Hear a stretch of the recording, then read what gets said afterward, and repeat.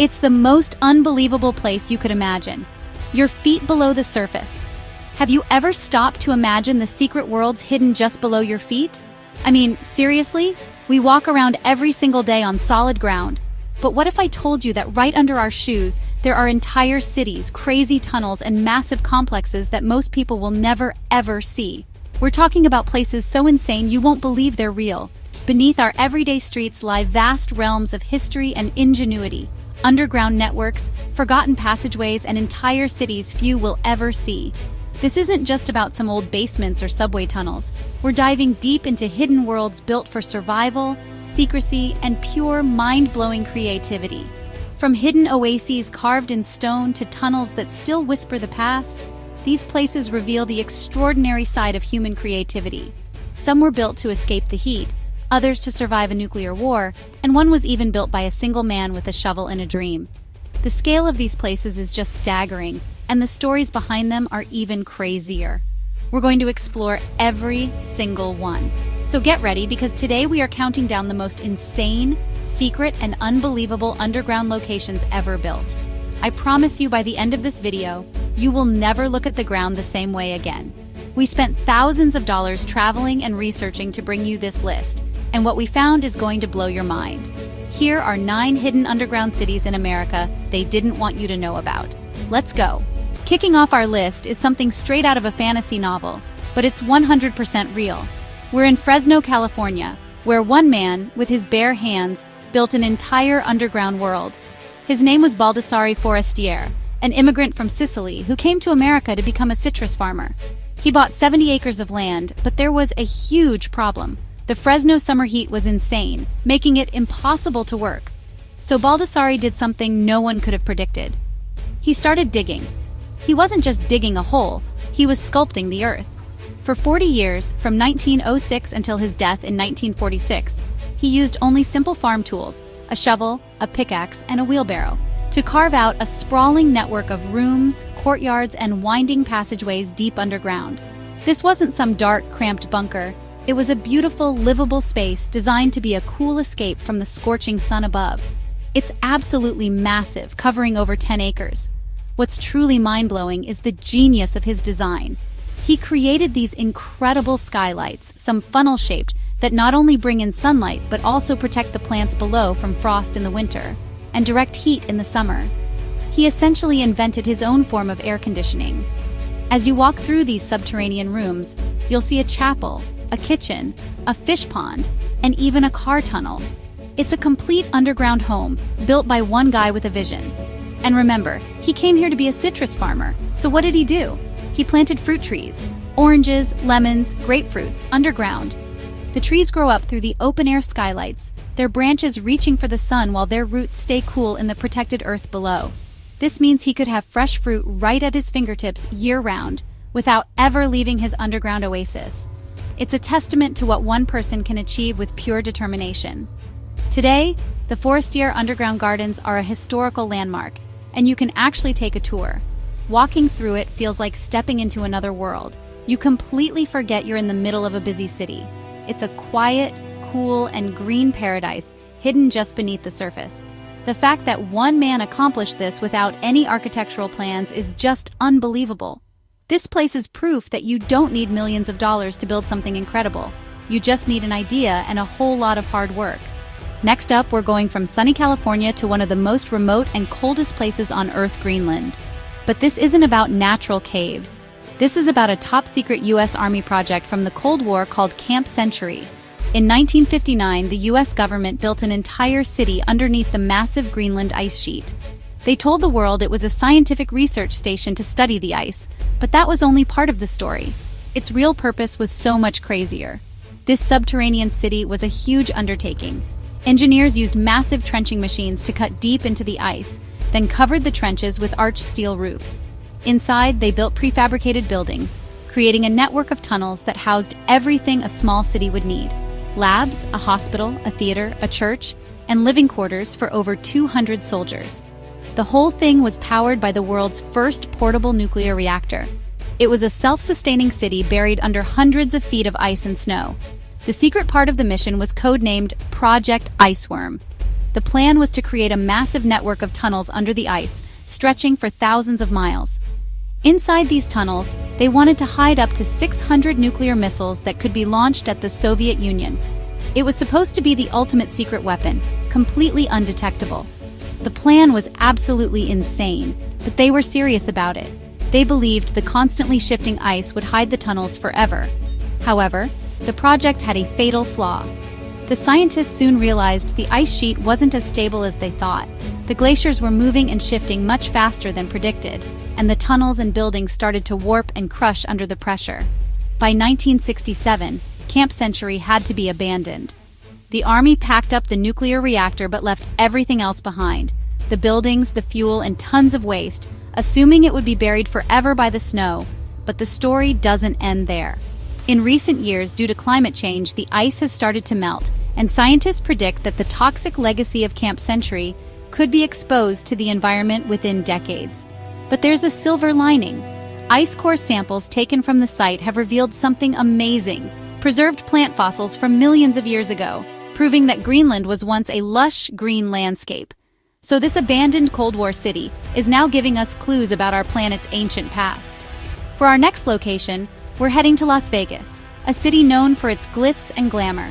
But just a few miles from the Strip, hidden 26 feet underground, is one of the most bizarre and luxurious homes ever built. This isn't just a basement, it's a 15,000 square foot mansion designed to survive a nuclear apocalypse in style. It was built in the 1970s by an eccentric businessman named Gerard Jerry Henderson. Jerry was a true believer in Cold War preparedness, but he didn't want to ride out the end of the world in a boring concrete box, so he spent millions building a subterranean paradise. The mansion is inside a massive concrete and steel shell designed to withstand a nuclear blast. When you go down the elevator and the doors open, it's like stepping into a different world. You're not in a dark bunker. You're in a home with a yard, a swimming pool, a waterfall, and even a guest house. The craziest part is the sky. To fight off the feeling of being trapped underground, Jerry installed a custom lighting system that mimics the time of day. You can switch between sunrise, day, sunset, and even a night mode with twinkling stars on the ceiling. The walls are painted with panoramic murals of mountains and countryside landscapes, giving the illusion that you're in a beautiful, secluded estate, not a fallout shelter deep underground. It's a total mind trip. The decor is a perfect time capsule of the 1970s. Think pink toilets, plush carpets, a bar with a built-in grill, and vintage furniture. It has 5 bedrooms, a dance floor with a disco ball, and 2 jacuzzis. Jerry and his wife lived there for years, throwing parties and enjoying their secret underground world. It was designed so they could live comfortably for over a year without ever needing to go to the surface. It's the ultimate fusion of doomsday paranoia and Las Vegas excess. After Jerry's death, the mansion fell into obscurity, but it was recently purchased by a group that wants to preserve its unique history. The sheer audacity of building something like this is just incredible. While everyone else was building simple backyard shelters, Jerry Henderson built a luxury resort.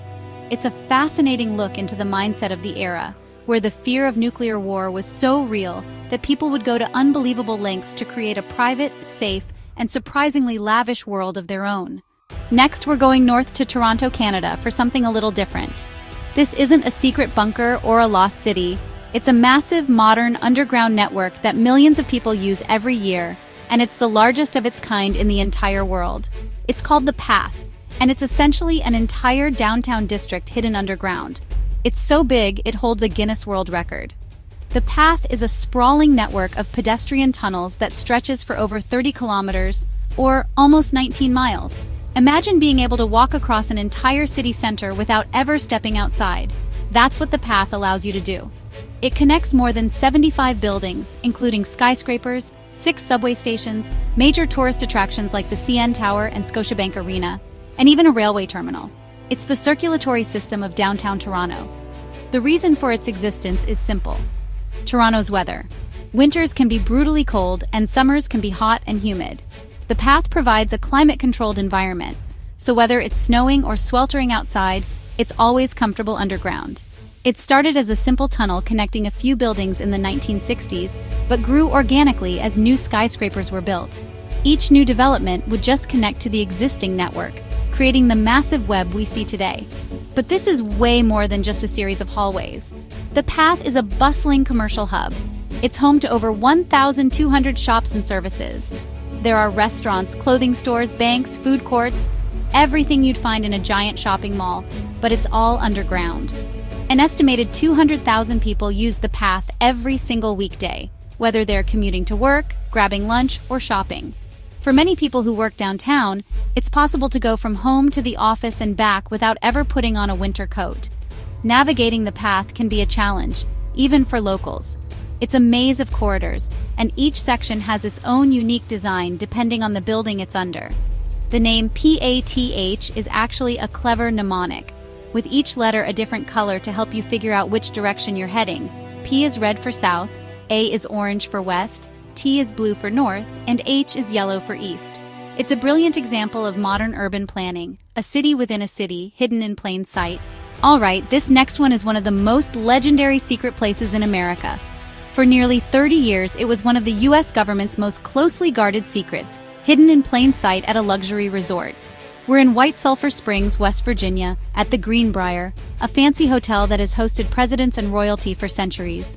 But beneath its elegant exterior lies a massive underground bunker built to house the entire US Congress in the event of a nuclear war. The bunker's existence was top secret. Construction began in 1958 under the cover of a hotel expansion. The project was codenamed Project Greek Island, and it was a masterpiece of deception. The bunker was built right into the hillside under the hotel's West Virginia wing. For 3 decades, hotel guests mingled and vacationed just feet away from a fully stocked, operational doomsday shelter with absolutely no idea it was there. The scale of this place is mind-boggling. It's a 2-story facility covering 112,000 square feet, with walls of steel-reinforced concrete that are several feet thick. It was protected by 3 massive blast doors, each weighing over 25 tons. The main entrance door is 18 inches thick and designed to withstand a nearby nuclear blast. When you see this door in person, you realize just how serious the threat of nuclear war was. It's an absolute beast. Inside, the bunker was a self-contained city. It had dormitories with 1,100 bunk beds, one for every member of the House and Senate. It had its own power plant, a 14-bed hospital clinic, a television studio for broadcasting to any survivors, a communications center, and a cafeteria. It was kept fully stocked with food, medical supplies, and fuel, ready to be activated at a moment's notice. A small secret group of government employees worked undercover at the hotel, their real job being to maintain the bunker. The secret was finally blown in 1992 by an article in the Washington Post. Once it was exposed, the bunker was decommissioned by the government. Today, you can actually tour this incredible piece of Cold War history. But the rules are strict. No phones, no cameras. They still want to keep some of its secrets. Walking through the decontamination chambers and seeing the Spartan dorm rooms is a chilling reminder of how close the world came to nuclear catastrophe. It's a secret city, built for a world that thankfully never came to be. Okay, from doomsday bunkers to something completely different. This next underground space isn't about survival or secrecy. It's about art and creating an experience. We're at the Detroit Metropolitan Airport, which might seem like a weird place to find an underground marvel. But if you've ever flown through here and had to connect between concourses B and C, you've walked through one of the coolest tunnels in the world. It's known officially as the Light Tunnel. It's a 700-foot-long underground walkway that connects the airport terminals. Instead of just being a boring hallway, the designers decided to turn it into a mesmerizing art installation. The entire length of the tunnel is lined with etched glass panels that are backlit by a massive array of LED lights. These lights are synchronized to an original musical score, creating an immersive audio-visual experience for travelers. As you walk or ride the moving walkway through the tunnel, the colors on the walls slowly shift and change, flowing in time with the ambient, futuristic music. The patterns of light move along the walls, creating a sense of motion and wonder. It's designed to be a calming and relaxing experience, a moment of peace in the otherwise stressful environment of a busy airport. And honestly, it works. It's so cool that people intentionally take the long route just to walk through it. The installation uses nearly 9,000 feet of cabling and is powered by a complex computer system that choreographs the light and sound show. The music was composed specifically for the tunnel, and the whole experience lasts for about 30 minutes before the cycle repeats. The glass panels themselves are a work of art. with intricate patterns sandblasted into them that catch the light in beautiful ways. It's one of the first and largest installations of its kind. This tunnel proves that underground spaces don't have to be dark or utilitarian. They can be beautiful, inspiring, and even a little bit magical. It takes a mundane task, walking from one gate to another, and turns it into a memorable part of the journey. In a place where everyone is rushing, this underground tunnel encourages you to slow down and just enjoy the show. It's a simple idea, executed on a grand scale, and it's one of my favorite hidden gems in any airport in the world. For our next stop, we're going deep, deep underground. 650 feet deep to be exact. We're in Hutchinson, Kansas, at a place called Stratica, also known as the Kansas Underground Salt Museum. This isn't just a museum. It's located inside a massive active salt mine that has been in operation since 1923. You take a rickety-feeling elevator down for 90 seconds into a world made entirely of salt. The sheer size of this place is hard to comprehend. The mine covers an area of over 900 acres underground, with miles and miles of carved-out tunnels and caverns. The walls, the ceiling, the floor, it's all rock salt, left behind by an ancient sea that dried up 275 million years ago. The air is dry and cool, staying at a constant 68 degrees Fahrenheit year-round, which makes it incredibly stable and perfect for preservation.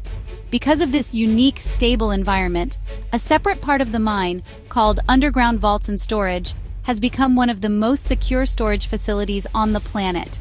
They store all kinds of priceless items down here for companies and governments. We're talking original Hollywood movie reels like The Wizard of Oz and Gone with the Wind, master recordings of famous musicians, and millions of important paper documents.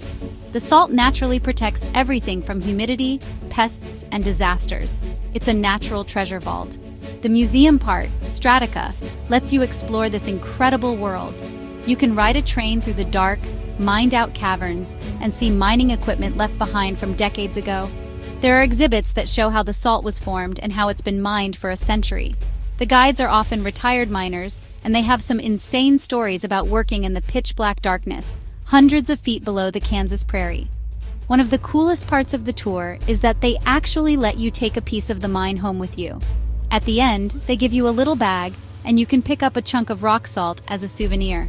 It's a tangible piece of a 275-million-year-old ocean. Stratica is the only place in the Western Hemisphere where you can tour a working salt mine, and it gives you a profound sense of the vast, hidden geology that lies just beneath the surface of the seemingly flat Midwest.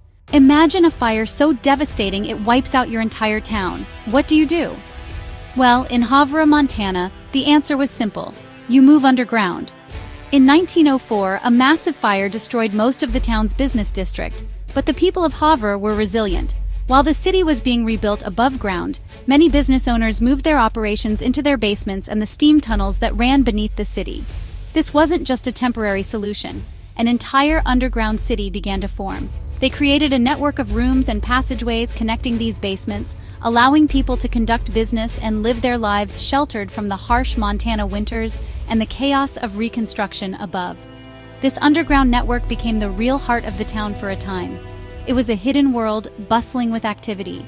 Down in these tunnels, you could find everything. There was a saloon, a Chinese laundry, a bakery, a drugstore, and even a dentist's office. Because it was hidden from the law, it also became a hub for illegal activities. The most notorious spot was an opium den, where people would go to escape their troubles. It was a true underground in every sense of the word, a place where the official and unofficial life of the town coexisted. For decades, this underground city was largely forgotten. As the new city was built on the surface, the basements and tunnels were sealed up and abandoned. It wasn't until much later that a group of locals decided to excavate and restore this incredible piece of history. They dug out the dirt-filled passageways and recreated the businesses that once thrived there, turning it into a tourist attraction called Havre Beneath the Streets. Today, you can take a tour that feels like stepping back in time to the early 1900s. You walk through the same tunnels and see the rooms set up exactly as they would have been, from the dusty bottles in the saloon to the old equipment in the bakery. It's a raw, authentic look at the grit and ingenuity of people who refuse to let a disaster destroy their community. They literally built their town back from the ground down. For our final location, we're in Indianapolis, Indiana, at the historic City Market.